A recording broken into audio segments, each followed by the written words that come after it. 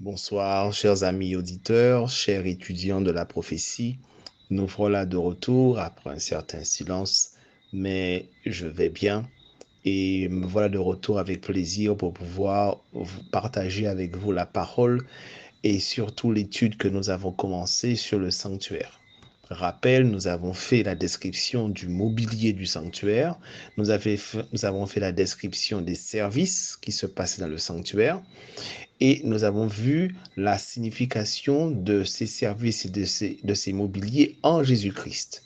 Nous avons principalement vu la dernière fois la signification du mobilier en Jésus-Christ, du parvis jusqu'au lieu très saint.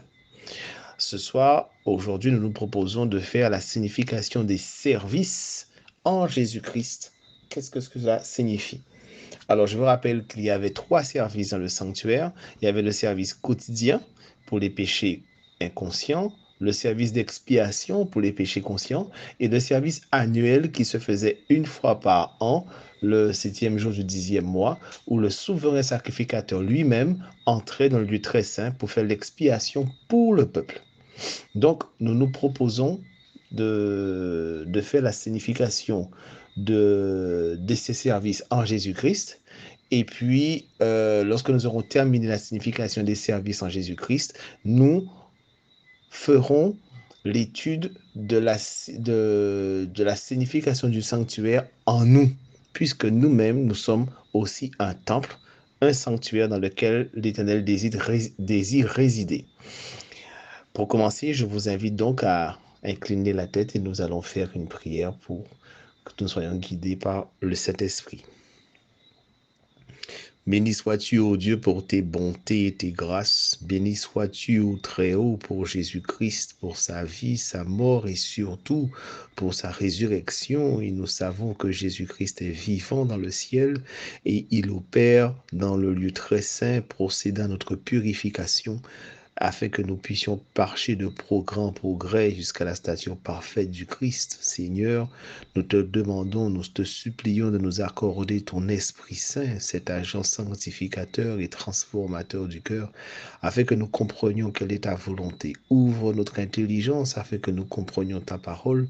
Guide-nous au fur et à mesure dans l'étude du sanctuaire et de la signification des services en Jésus-Christ. Permets que la parole soit claire, intelligible, propre à éclairer, guider et favoriser la prise de conscience de l'époque dans laquelle on vit, afin que, Seigneur, nous puissions nous consacrer à toi, corps, âme et esprit. Accorde-nous le pardon de nos transgressions, car certainement on n'a manqué de péché contre toi. Mais reviens, ô Dieu, dans ta colère, dans ton irritation contre nous. Aie compassion de nous pour l'amour de ton nom. Accorde-nous ta présence par le biais de ton esprit. Ce sont ces grâces que nous te demandons par les mérites de Jésus-Christ. Amen. Nous allons donc voir, chers auditeurs, la signification des services à l'intérieur du sanctuaire en Jésus-Christ à travers 3 étapes. Le service quotidien, le service des expiations et le service annuel. D'abord, le service quotidien. Nous devons comprendre ce que c'est que la notion du salut en Jésus-Christ. Tout ce service se passe, mais en Jésus-Christ qui a accompli toutes choses en nous. Tout d'abord, nous allons aller dans notre premier texte. Nous aurons pas mal de textes. Notre premier texte nous conduit dans 1 Corinthiens 15, versets 45 et 47. 1 Corinthiens 15, versets 45 et 47. Il est écrit dans 1 Corinthiens 15, 45 et 47. C'est pourquoi, au verset 45, il est écrit « Le premier homme, Adam, devint une âme vivante. Le dernier Adam est devenu un esprit vivifiant.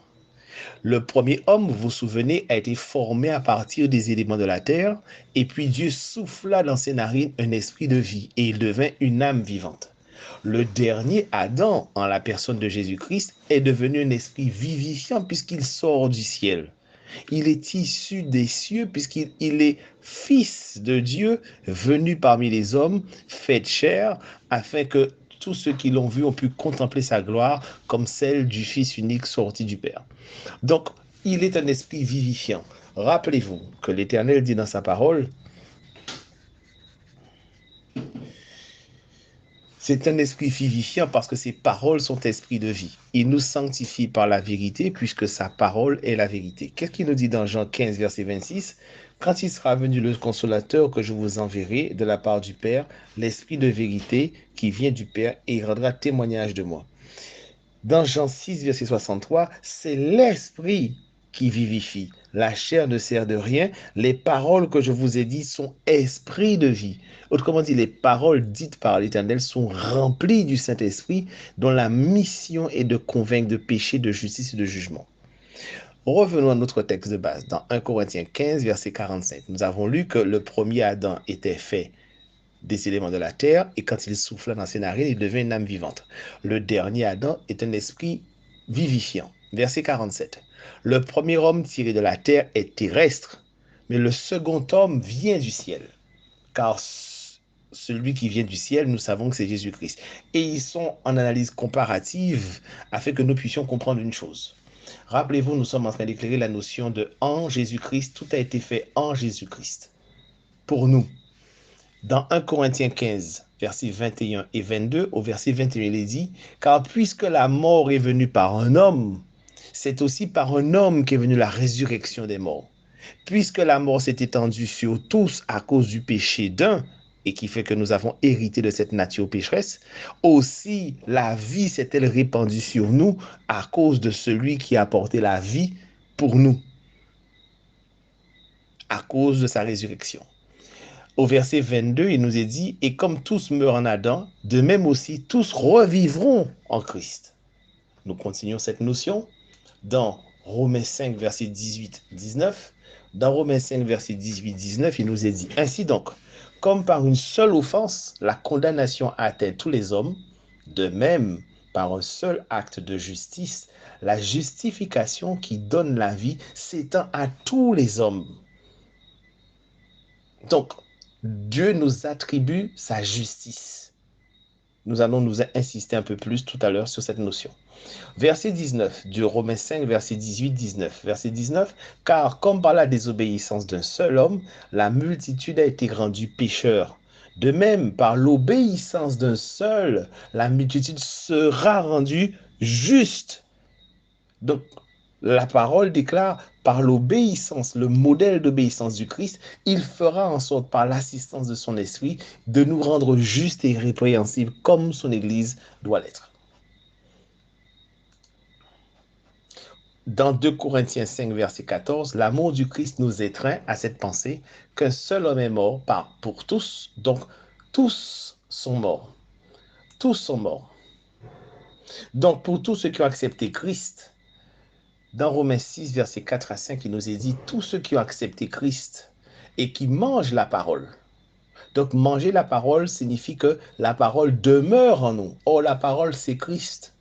Or, pour demeurer dans la parole, Romains 6, versets 4 à 5 nous dit, nous avons donc été ensevelis avec lui par le baptême en sa mort, afin que comme Christ est ressuscité des morts par la gloire du Père, de même nous aussi nous marchions en nouveauté de vie.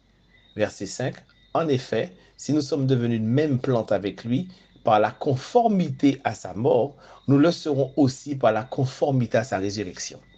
Autrement dit, si nous avons renoncé à nous-mêmes conformément à Christ qui a renoncé à sa propre volonté pour accomplir la volonté de son Père et marcher comme son Père lui a recommandé de marcher afin qu'il soit un exemple pour tout homme désirant venir à Christ, il est une même plante comme le Christ. Aussi bien, il vivra sa vie conformément à sa résurrection. C'est-à-dire que le vieil homme est mort et tout ce que nous vivons, toutes choses sont devenues nouvelles. Donc, le pécheur repentant vit la vie du Christ par la puissance de l'Esprit et l'assistance de sa grâce.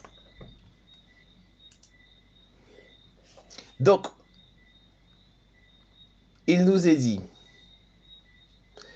dans Colossiens 2, verset 13, et dans Colossiens 2, verset 13, vous qui étiez morts par vos offenses et par l'incirconcision de votre chair, il vous a rendu à la vie avec lui et nous faisons grâce pour toutes nos offenses. Et dans Colossiens 3, verset 3, vous êtes morts et votre vie est cachée en Jésus-Christ. Vous êtes mort et votre vie est cachée avec Christ en Dieu. Alors, regardons ceci. Car tout nous a été donné sous forme de modèle afin que nous puissions reproduire le même exemple que le Christ. Christ a revêtu notre nature déchue, c'est-à-dire notre nature pécheresse. Mais cette nature pécheresse était cachée dans le Père. Le Père a pris soin de cette nature puisque c'est la volonté du Père qui l'accomplit. Or, pour accomplir la volonté du Père, il faut que Christ se remette totalement à son Père. Donc, cette nature pécheresse a été remise au Père et que lui, il a gardé sous son contrôle cette nature pécheresse et il lui a donné son esprit de vie. Il lui a donné toute sa grâce puisque Christ est l'empreinte du Père, afin qu'il puisse réconcilier le monde avec le Père en marchant selon la volonté du Père. Et le Père accomplissait sa volonté avec plaisir en Jésus-Christ. De même, si nous devons faire la volonté du Christ, nous devons confier notre nature pécheresse à Christ, afin que Christ nous remplisse de son esprit et que nous puissions marcher comme Christ a marché. Or, comme l'exemple du Christ a marché avec son Père, il nous assure par sa promesse que nous marcherons en nouveauté de vie si nous nous conformons à sa parole.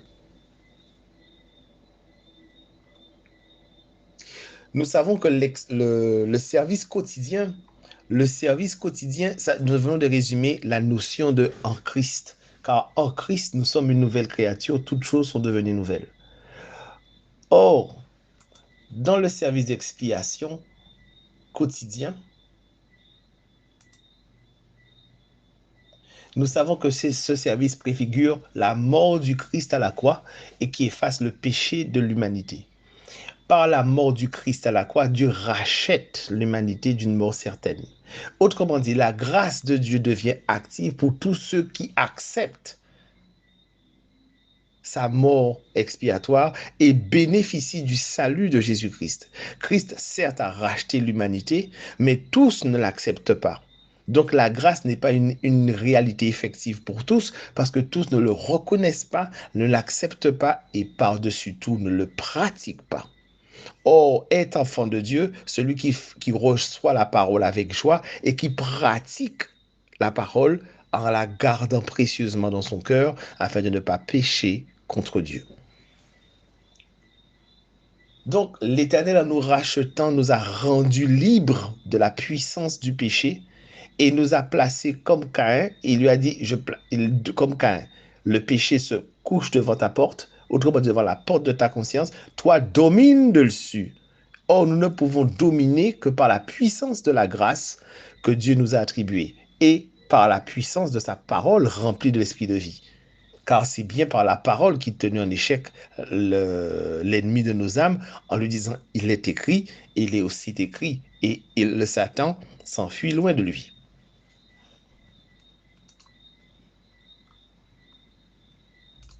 Donc, regardez ce qui est dit dans le service quotidien, dans Romains 3, versets 24 à 25.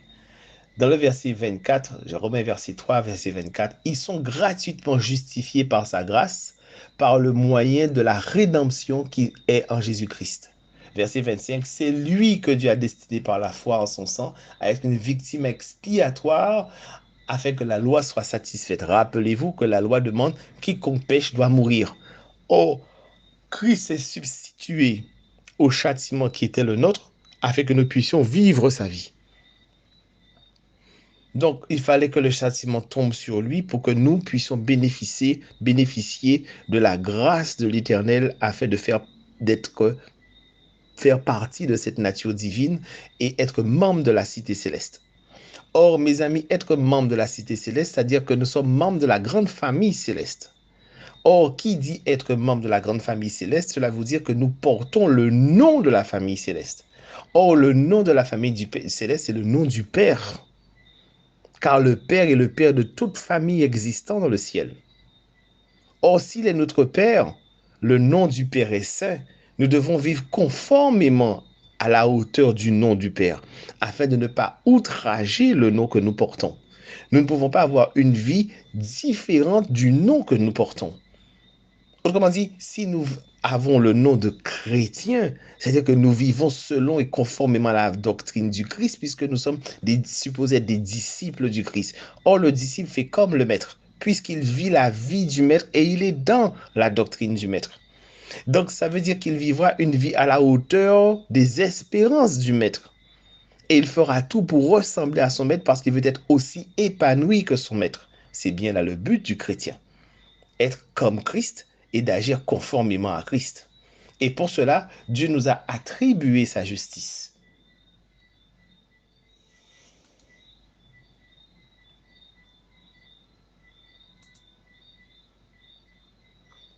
Alors,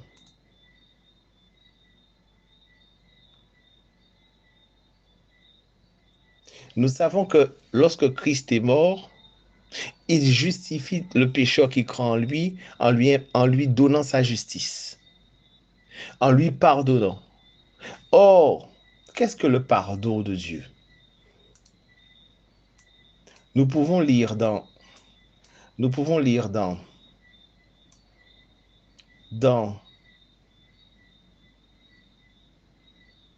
Heureux ceux qui, c'est un livre écrit par Ellen White.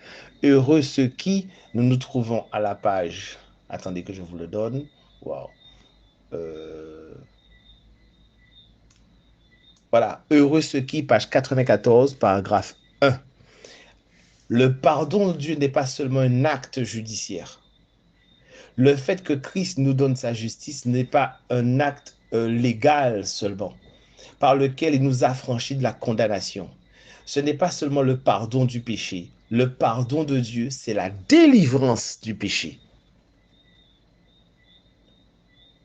Puisque dans le pardon de Dieu, il y a de la puissance libératrice. Vous connaîtrez la vérité et cette vérité vous rendra libre, libre de la puissance séductrice du péché. Or, lorsque Dieu nous accorde son pardon, regardons ce qu'il dit dans Romains 5, verset 5. Dans Romains 5, verset 5, il nous est dit: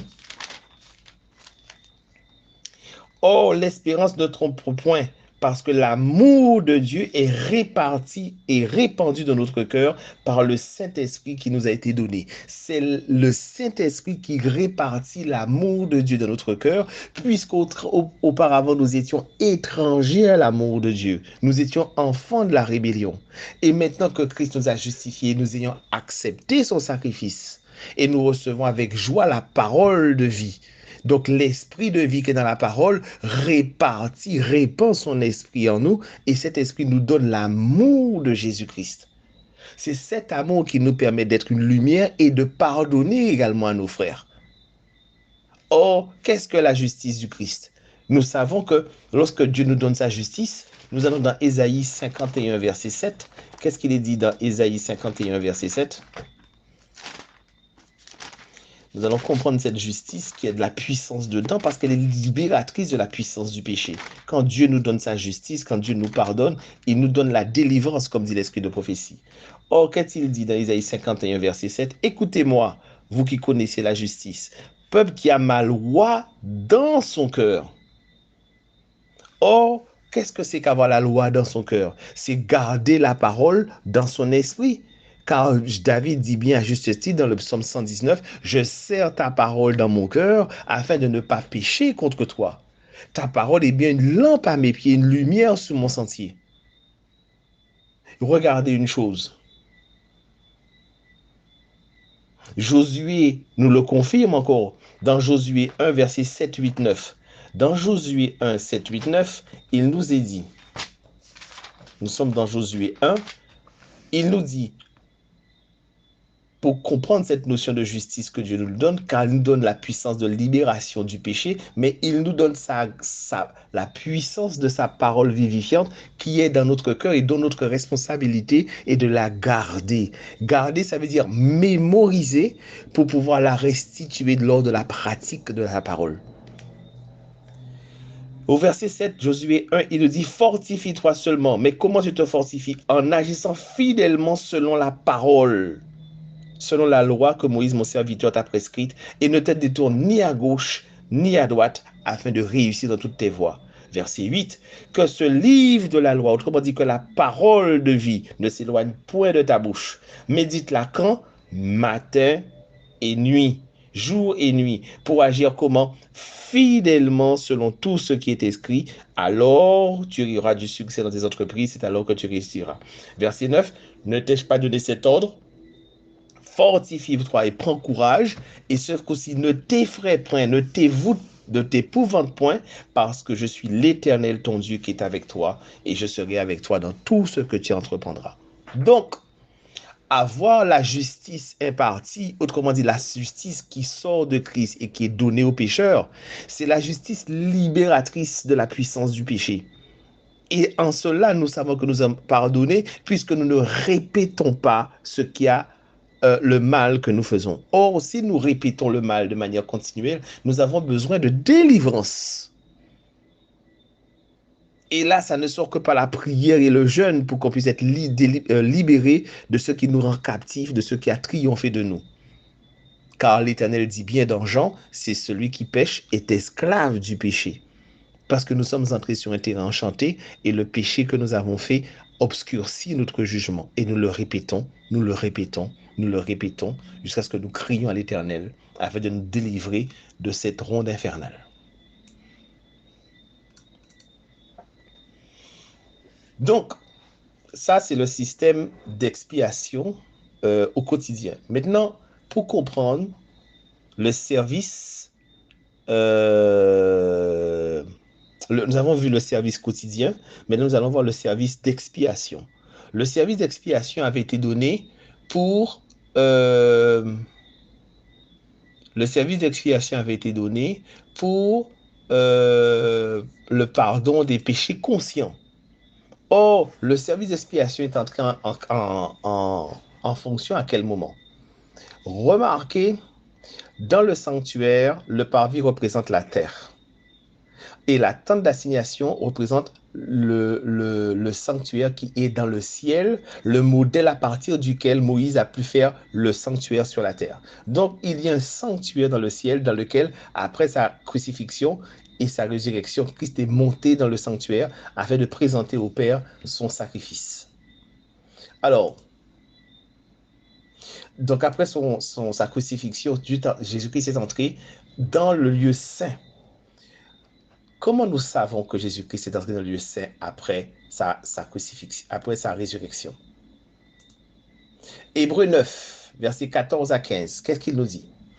Hébreux 9 nous dit, mais Christ est venu comme souverain sacrificateur des biens à venir. Il a traversé le tabernacle plus grand et plus parfait qui n'est pas construit par la main d'homme, c'est-à-dire qu'il n'est pas de cette création.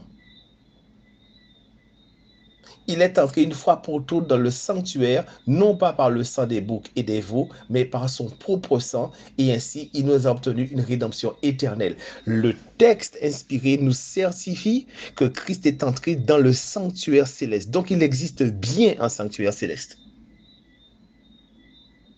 Que nul n'ait un doute sur la réalité physique d'un sanctuaire existant dans le ciel, puisque rappelez-vous, dans Exode 25, il est dit, fais d'après le modèle que je te montrerai sur la montagne de Sinaï. Donc Moïse resta 46 jours sur la montagne. Dieu lui donna non seulement les 10 commandements de la loi de Dieu, mais il lui montra le sanctuaire céleste qui n'était pas encore en fonction, et il fit d'après ce modèle une reproduction à l'identique sur la terre, et dans lequel ils ont appliqué tout le système du Lévitique lorsque les Hébreux sortirent de la captivité d'Égypte. Donc, que voyons-nous? Preuve, l'apôtre Jean, qui est l'auteur de la révélation, de l'Apocalypse, voit Jésus-Christ dans son temple où se trouve, et nous avons plusieurs éléments.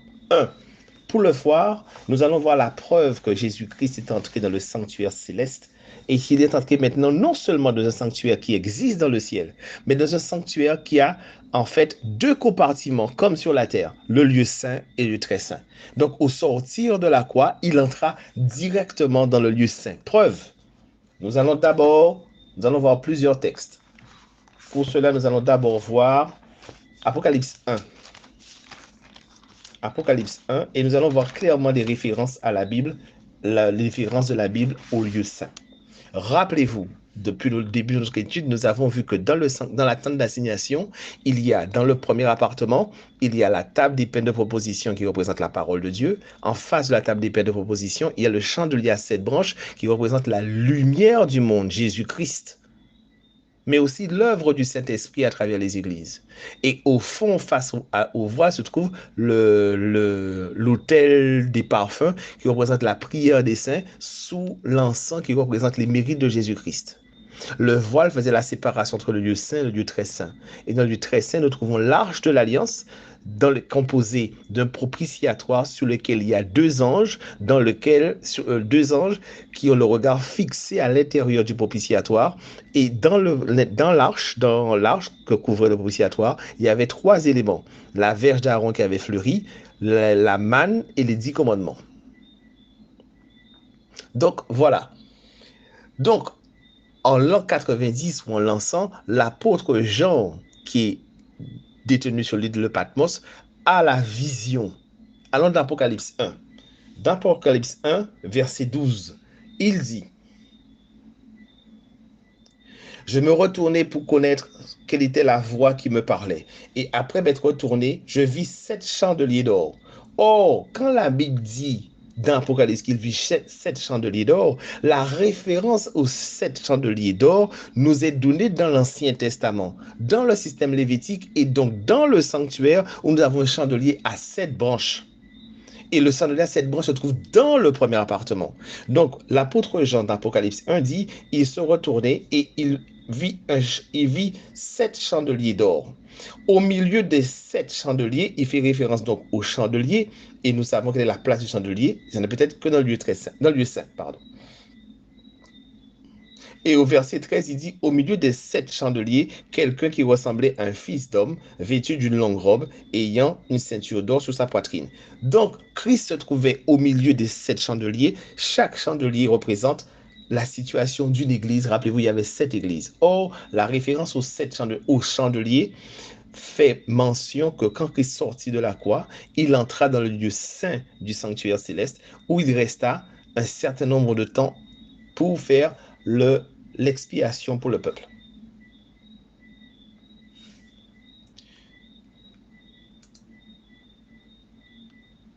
Donc, à ce moment, l'apôtre se trouve dans le lieu saint. Plus précisément, nous allons avoir une preuve irréfutable encore de cela, puisqu'il est dit dans Apocalypse 4. Nous allons dans Apocalypse 4, à partir du verset 1. L'apôtre est en vision après les églises. C'est pourquoi il dit après cela. Après cela fait mention aux églises qui ont été, les 7 églises qui ont été décrites depuis Éphèse jusqu'à Laodicée. Après cela, verset 1, je regardais et voici une porte était ouverte dans le ciel. Nous savons que la seule porte qui puisse être ouverte dans le ciel, c'est la porte du tabernacle, la porte de la tente d'assignation qui donne une vue sur le trône de Dieu. Or, vous allez voir, nous allons montrer que le trône de Dieu est mobile et c'est pourquoi il voit le trône de Dieu. Alors, qu'est-il dit? La première fois que j'avais entendu comme le son de la trompette et qui parlait me dit: monte ici, je te ferai voir ce qui doit arriver dans la suite. Verset 2. Après cela, je vis ravi en esprit et voici, il y avait un trône dans le ciel. Et sur ce trône, quelqu'un était assis. Donc, quand Jean a la vision, lorsque la porte s'ouvre, la porte donne directement une vision sur un trône.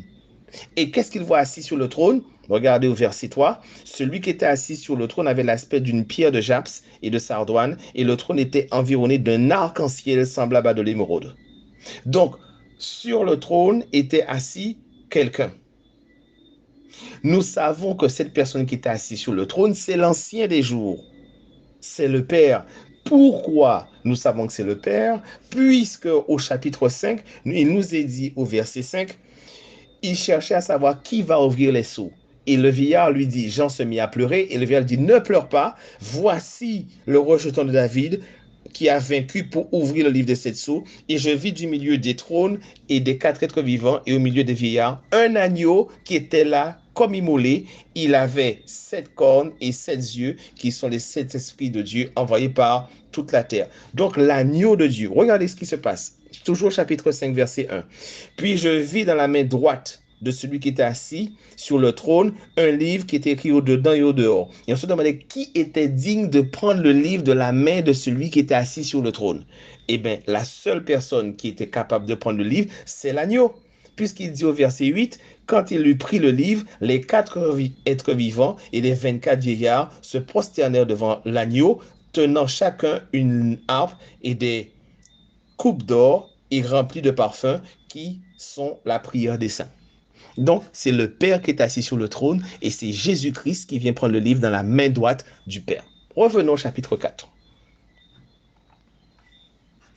Donc, une porte s'ouvre dans le ciel et Jean a accès directement au trône, au sanctuaire, à la tente d'assignation, et il voit directement le trône de Dieu à Dieu assis sur son trône. Or, nous avons dit que Jésus-Christ, après sa résurrection, est monté directement faire l'agrément de son sacrifice, devant son Père. Or, pour retrouver son Père se trouve devant le trône, assis sur le trône. Or, regardez ce qui est dit. Nous allons voir ce qui est dit.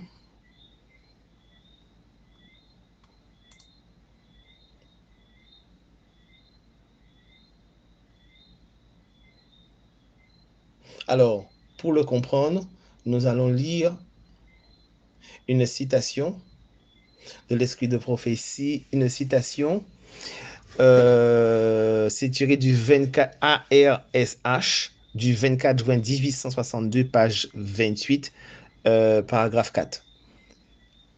Ce qui se faisait en figure dans le sanctuaire terrestre se fait en réalité dans le sanctuaire céleste. À son ascension, Jésus y revêtit ses fonctions de souverain sacrificateur. Saint Paul le dit, Christ n'est pas entré dans un sanctuaire fait de main d'homme, en imitation du véritable, mais il est entré dans le ciel même, afin de comparaître maintenant pour vous devant la face de Dieu. L'influence éclairante du Saint-Esprit s'exerça graduellement sur Jean. Il voit d'abord une porte ouverte dans le ciel, puis on entend une voix, une trompette, puis immédiatement en relation étroite est perdu à toutes les choses terrestres, étant enveloppé dans une vision des choses dans le ciel. Il entra dans le premier appartement du sanctuaire céleste, vit le trône de Dieu et décrit l'apparence de celui qui était assis sur le trône. Nous avons ceci dans ARSH 24 juin 1862, page 28, paragraphe 4. Donc, la Bible dans Jean 1 et dans Jean 4 confirme que Christ est bien entré dans le premier appartement du sanctuaire céleste où il a pu voir le trône, avoir accès directement au trône de Dieu puisqu'il en fait la description dans le chapitre 4.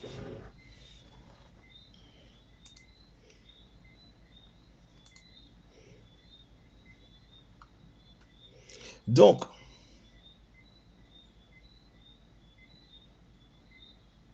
nous avons qu'un autre témoin a pu voir la même chose parce que Ézéchiel fait la même description de ce qui s'est passé. Alors, nous allons dans Ézéchiel, nous allons voir que ces deux auteurs, Jean et Ézéchiel, ont la même vision de ce qui se passe dans le ciel. Alors, nous allons premièrement dans Ézéchiel. Alors, Ézéchiel.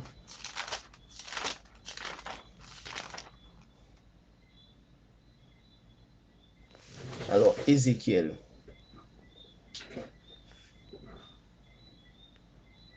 Ézéchiel. Alors, attendez que je vous donne exactement la description. Nous sommes dans Ézéchiel. Ézéchiel.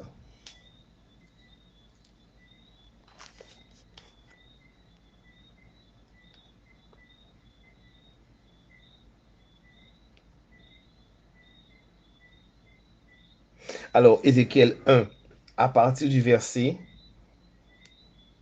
Ézéchiel 1, à partir du verset 26. Au-dessus du ciel qui était sur leur tête ou sur la tête des quatre êtres vivants, il y avait quelque chose de semblable à une pierre de saphir en forme de trône, et cette forme de trône apparaissait comme une figure d'homme placé au-dessus en haut. Donc Ézéchiel voit effectivement un trône placé, et sur ce trône, il y a quelqu'un assis sur ce trône.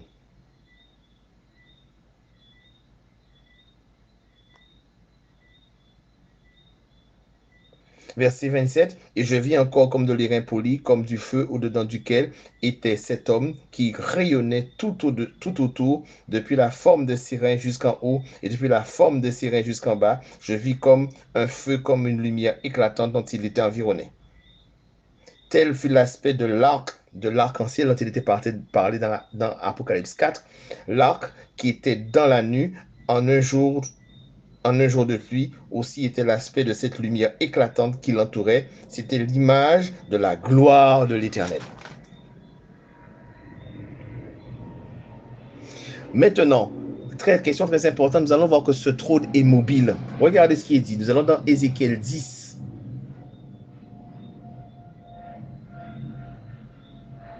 Il dit, je regardais, verset 1, Ézéchiel 10, verset 1. Je regardais, et voici sur le ciel qui était au-dessus de la tête des chérubins, il y avait comme une pierre de saphir, et on voyait au-dessus d'eux quelque chose de semblable à une forme de trône. Et verset 9, je regardais, voici, il y avait 4 roues près des chérubins, une roue près de chaque chérubin, et ces roues avaient l'aspect d'une pierre de chrysolite. Le plus important, verset 16 du chapitre 10 d'Ézéchiel 10, chapitre 10 d'Ézéchiel, verset 16, quand les chérubins marchaient, les roues cheminaient avec eux. Et quand les chérubins se déployaient leurs ailes pour s'élever de terre, les roues aussi se déployaient, ne se détournaient point. Quand ils s'arrêtaient, elles s'arrêtèrent. Et quand ils s'élevèrent, elles s'élevèrent avec eux, car l'esprit des animaux était en elles. Donc, le trône de l'Éternel était mobile, puisque là où bougeait le trône, là où se trouvaient les 4 animaux, à côté de chaque roue du trône. Donc, le trône de Dieu était mobile. Donc, lorsque Christ sortit du sanctuaire de la croix, Christ entra dans le sanctuaire qui n'est pas fait de main d'homme, et il entra dans le premier appartement, nous dit l'esprit de prophétie, et nous dit Jean, et nous dit Ézéchiel dans la description.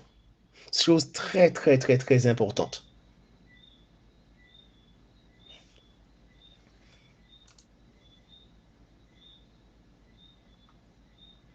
Donc, Ézéchiel voit Jésus, le trône, le Père assis sur le trône et à travers la porte ouverte. Donc, il était en esprit, il voit un trône qui est placé dans le ciel et quelqu'un assis sur le trône. Donc, Jean a cette vision. Mais une chose qui est très importante et que nous allons noter ici, c'est que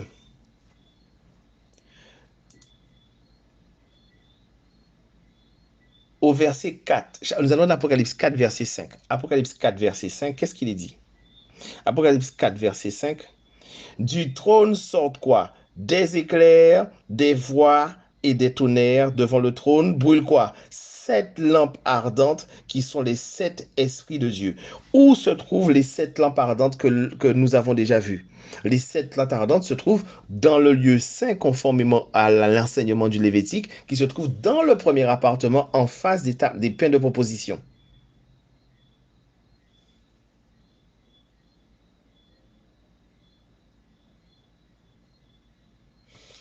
Et Hébreu, Hébreu nous le confirme également. Allons dans Hébreu. Hébreu. Alors, Hébreu.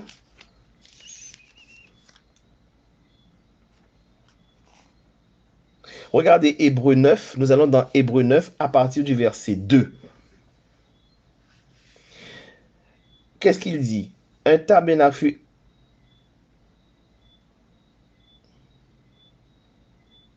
Alors, un tabernacle fut en effet construit dans la première partie antérieure appelée le Saint, était le chandelier, la table et des pains de proposition. Derrière le second voile, c'est-à-dire le lieu très saint, voilà se trouvait la partie du tabernacle appelée le Saint des Saints.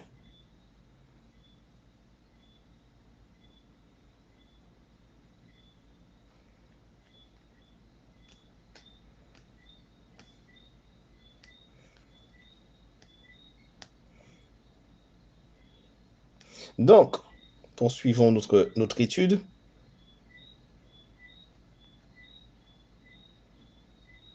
Donc, nous savons que Christ est entré dans le tabernacle qui n'est pas fait de main d'homme. Il est entré d'abord dans le premier appartement. Chose très importante parce que nous aurions pu croire qu'à sa mort, à sa résurrection de la croix, Christ est entré directement dans le deuxième appartement. Non, Christ est bien entré dans le premier appartement, nous dit Ézéchiel et nous dit Jean, dans Jean 1 et dans Jean 4. Nous allons voir quelque chose de très important dans ce service d'expiation où l'Éternel intercède pour nous. Car rappelez-vous, dans le service des expiations, dans le lieu saint, c'est un espace de sanctification où l'Éternel nous donne sa parole afin que son esprit puisse nous purger de toute souillure. Car c'est un processus lent qui dépend de l'ouverture du cœur du croyant à l'influence sanctificatrice de la parole dans sa vie.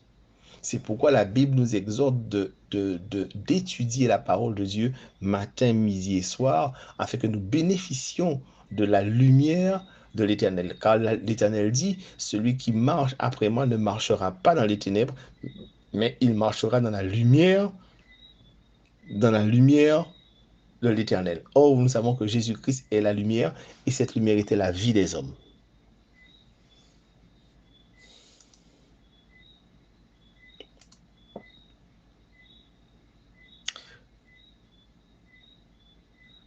Dans cet exercice d'expiation, nous allons voir quelque chose de très important. Continuons dans le verset. Nous allons dans Apocalypse 4. Nous allons voir que quand Christ est dans le sanctuaire céleste, pour l'aider dans son ministère d'intercession, il n'était pas seul. Voyons ça. Nous sommes dans Apocalypse 4, verset pour assister Christ dans son ministère, il y avait des personnes assises autour du trône. Chapitre 4, verset 4. Autour du trône, je vis 24 trônes, et sur ces trônes, 24 vieillards assis revêtus de vêtements blancs, et leurs têtes des couronnes d'or. Donc, ces vieillards, qu'est-ce qu'ils font?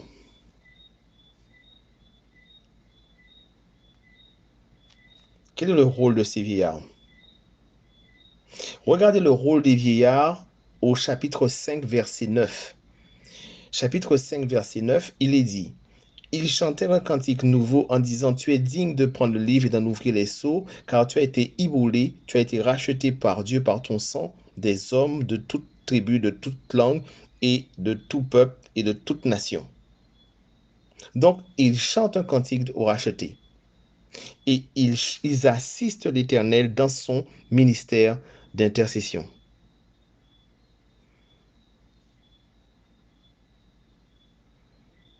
Donc, les 24 autres sont établis et les 24 veilleurs s'assirent. Pourquoi? Pour assister le souverain par excellence, qui est Jésus-Christ, dans son ministère d'intercession, dans son sacerdoce. Mais la bonne question est de savoir, mes amis, qui sont ces vieillards? Est-ce que dans le ciel, il y a des vieillards? Or, s'il y a vieillard, ça veut dire qu'il y a des anges ou des personnes qui vieillissent. Or, il y a pas la mort n'existe pas dans le ciel. Or, qui sont ces vieillards? Or, ne peut être vieillard que des humains. Or, ces humains, à quel moment sont-ils montés au ciel? Car rappelez-vous, nous sommes dans la partie où Christ sort de la croix et monte au ciel. Et il est assisté par 24 vieillards. Donc la bonne question est de savoir, quand il prend possession quand il agresse son sacrifice, il prend son ministère en charge dans le sanctuaire céleste, il est assisté par 24 vieillards. D'où sont ces vieillards?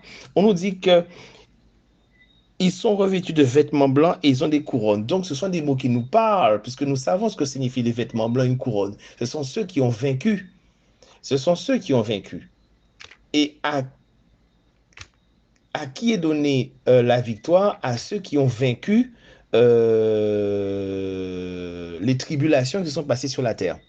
Alors, précisément, le vêtement blanc et les couronnes d'or. montre qu'ils avaient déjà achevé leur route.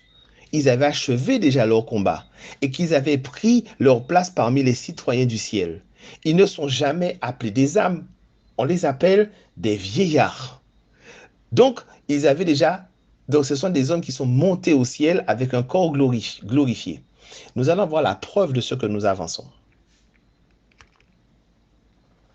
Donc, vêtus de blanc, ça veut dire que ils ont leur couronne et une couronne d'or démontre qu'ils avaient déjà terminé leur course et assumé leur poste parmi les citoyens du ciel. Donc, l'œuvre expiatoire du Christ, il représente des hommes de chaque tribu, chaque langue, chaque peuple, rachetés par le sang du Christ, revêtus avec les vêtements de sa justice et portant sur la tête des couronnes de victoire qui sont promises à chaque vainqueur. C'est pas ce qui nous attend à la fin des temps lorsque tout un chacun sera au son de la trompette ressuscité par Christ. Nous aurons donc des vêtements blancs et une couronne d'or sur notre tête. Mais eux, ils l'ont déjà. Or, Christ est ressuscité en l'an 30, enfin, il est mort en l'an 27, donc il est mort à cette période et ressuscité et monté au ciel. Donc, à cette période se trouvent des personnes vivantes issues de la terre et qui assistent le Christ dans le ciel. Ceci mérite d'être éclairci. Donc, regardez, pour ces vieillards, nous devons savoir d'où ils sortent. Nous allons voir que Paul parle de ces vieillards.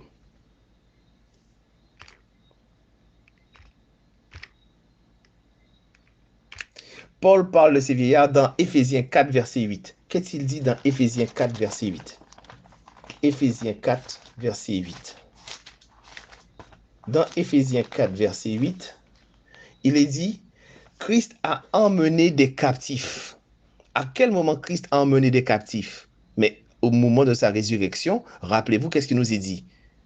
Si nous remontons aux événements arrivés lors de la crucifixion et la résurrection, nous allons dans Matthieu 27, versets 52-53, ça sera beaucoup plus clair. Paul dit dans Éphésiens 4, verset 8, que Christ emmena des captifs avec lui dans le ciel. Maintenant, regardons, nous allons dans Matthieu 27, versets 52 et 53. Matthieu 27, 52, 53. Matthieu 27, 52, 53. Dans Matthieu 27, 52, 53, qu'est-ce qu'il est dit? Matthieu 27, 52, les sépulcres s'ouvrirent. Alors, nous passons depuis le 51. Et voici le voile du temple se déchira en deux, depuis le haut jusqu'en bas, la terre trembla et les rochers se fendirent. Donc nous sommes bien au moment de la crucifixion où Christ rendit l'âme. Maintenant regardez, verset 52 de Matthieu chapitre 27. Les sépulcres s'ouvrirent et plusieurs corps des saints qui étaient morts ressuscitèrent. Verset 53, étant sortis des sépulcres après la résurrection de Christ, ils entrèrent dans la ville sainte et apparurent un grand nombre de personnes. Donc, à la paille sacrée, le livre inspiré, la Bible nous rapporte une réponse à notre question. Ce sont quelques-uns de ceux qui sortirent de la tombe quand Christ ressuscita. Il fut compté parmi l'illustre multitude que Jésus sortit de la captivité du domaine de la mort quand il monta triomphalement au ciel. Matthieu parle de leur résurrection dans Matthieu 27. Paul dans leur ascension dans Éphésiens et Jean d'Apocalypse 4 les contemple assis exécutant leurs devoirs sacrés pour l'accomplissement desquels il fut ressuscité. Voyons voir ce que l'esprit de prophétie nous dit à ce sujet. Nous sommes dans Histoire de la rédemption, page 237, paragraphe 2. Histoire de la rédemption, page 237, paragraphe 2. Nous sommes sur le commentaire d'Apocalypse 4 sur les 24 vieillards assis sur le trône, afin de savoir qui sont ces hommes qui ont des vêtements blancs, une couronne d'or et qui assistent le Christ dans son ministère d'intercession.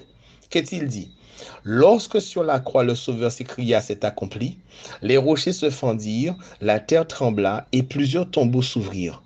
Quand il se releva vainqueur sur la mort et sur le séjour des morts, tandis que la terre chancelait et que la gloire du ciel illuminait ce lieu sacré, de nombreux justes qui étaient morts, obéissant à son appel, sortirent de leur tombeau comme le témoin de sa résurrection. Ces êtres favorisés se présentèrent glorifiés. Donc ils avaient un corps glorifié. Ils furent choisis parmi les saints de tous les âges, depuis la création jusqu'au temps de Jésus-Christ. Ainsi, tandis que les chefs de la nation juive s'efforçaient de cacher le fait de la résurrection du Sauveur, Dieu libéra de leur sépulcre un groupe de personnes qui témoignèrent que Christ était ressuscité et proclamait sa gloire. Amen. Cela veut dire, mes amis, qu'à la résurrection du Christ, Christ emmena déjà un groupe important de personnes au ciel avec lui. Donc, si ce sont des hommes de toute tribu, tout âge, depuis la création jusqu'au temps de Christ, c'est un nombre de personnes suffisant dont les noms ne sont pas mentionnés dans la Bible, mais cela veut dire que tout un chacun ici-bas peut faire partie de ce groupe à la fin des temps, puisque par la foi ils vécurent et Christ les ressuscita au dernier jour. Parce qu'ils se sont attachés, ils sont restés déterminés à manifester les œuvres de l'Esprit et à vivre pour le Christ. Or, si ces personnes ont été ressuscitées, vous le pouvez également si en marchant par la foi en Jésus-Christ et en accomplissant la volonté de Dieu dans votre vie, puisque cela est déjà arrivé. L'histoire se répète et Dieu annonce la fin dès le commencement. Donc, comme cela est déjà arrivé au moment de la croix, cela va arriver à une amplitude beaucoup plus grande. Comme Jean dit, je vis sur la montagne une foule nombreuse comme les sables de la mer. Mais ça s'est déjà passé. Partiellement, ça s'est déjà passé partiellement. Très bien. Donc, nous avons vu qu'à la croix, Christ est parti dans le ciel, dans le lieu saint du sanctuaire, afin de faire l'expiation pour nous. Maintenant, c'est très intéressant, mais nous revenons sur l'axe qui nous intéresse, le moment de l'expiation. Nous allons voir maintenant la dernière partie. Nous avons vu qu'il y a 3 parties dans le service, dans le rituel du sanctuaire, le service quotidien, le service des expiations et le service annuel. Maintenant, nous allons voir le service annuel. Dans le service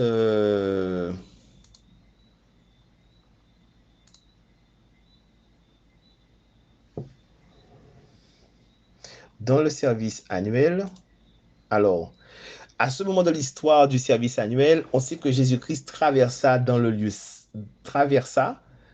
du lieu saint au lieu très saint du sanctuaire céleste. Par cette entrée, Jean aperçut l'arche de l'alliance. Donc, observez bien, pour le service annuel, Dieu traverse le sanctuaire, toute la première partie du lieu saint, et entre dans le lieu très saint, conforme à l'Ancien Testament, puisque le 7e jour du 10e mois, dans le service du Lévitique, le souverain sacrificateur entrait dans le lieu très saint pour la dernière période de l'année spirituelle juive, pour faire le pardon, le Yom Kippour pour l'ensemble du peuple. Et c'était le souverain sacrificateur seul qui pouvait rentrer, pas les sacrificateurs. Or, Christ, qui est le souverain sacrificateur par excellence, lui, il entra dans le lieu très saint. Nous le savons en tant qu'adventiste, il passa du lieu saint au lieu très saint le 22 octobre 1844. Alors qu'il pensait, les chrétiens de l'époque pensaient qu'il venait sur la terre. Non, il allait du lieu saint au lieu très saint et pour faire l'expiation finale pour le peuple, la purification de l'église, du sanctuaire, pour trouver une église sans tache, purifiée et capable de donner le dernier message à ce monde qui gît dans l'obscurité. Qu'est-il dit? Nous allons dans Daniel 7, versets 9 à 13. Daniel 7, versets 9 à 13. Je regardais pendant qu'on plaçait les trônes, et l'ancien des jours s'assit. Ça, c'est bien en conformité avec ce que Jean a vu dans Apocalypse 4. Je regardais pendant qu'on plaçait des trônes, et l'ancien des jours s'assit. Son vêtement était blanc comme la neige, ses cheveux, toute la tête était comme de la laine pure. Son trône était comme des flammes de feu, et ses roues et les roues de son trône étaient comme des feux ardents. Nous savons, grâce à Ézéchiel, que le trône était mobile. Là où se trouve l'Éternel, là où se trouve son Fils, et ils bougent ensemble parce qu'ils font tout ensemble. Verset 13. Je regardais pendant mes visions nocturnes et voici sur la nuée des cieux arriva quelqu'un de semblable à un fils de l'homme. Il s'avança vers l'ancien des jours et l'on fit s'approcher de lui. Allons dans un autre texte, Apocalypse 11, verset 18 à 19. Les nations, verset 18. Apocalypse 11, verset 18.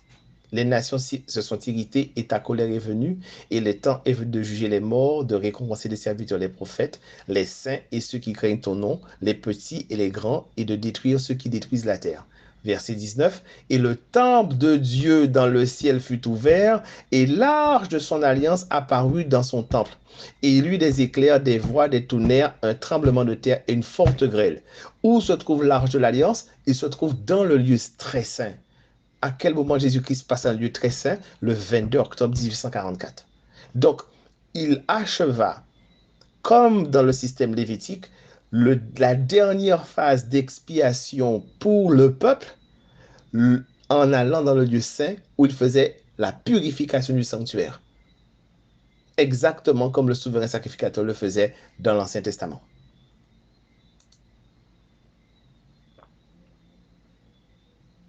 Regardons ce que Malachie 3:1 nous dit. Car nous savons que la venue du Seigneur se fait dans le lieu saint de manière soudaine et inattendue. Malachie 3, verset 1. Voici, j'enverrai mon messager. Il préparera le chemin devant moi et soudain entrera dans son temple le Seigneur que vous cherchez et le messager de l'alliance que vous désirez. Voici, il vient l'Éternel des armées. Pas qu'il vient sur la terre, mais il passe du lieu saint au lieu très saint.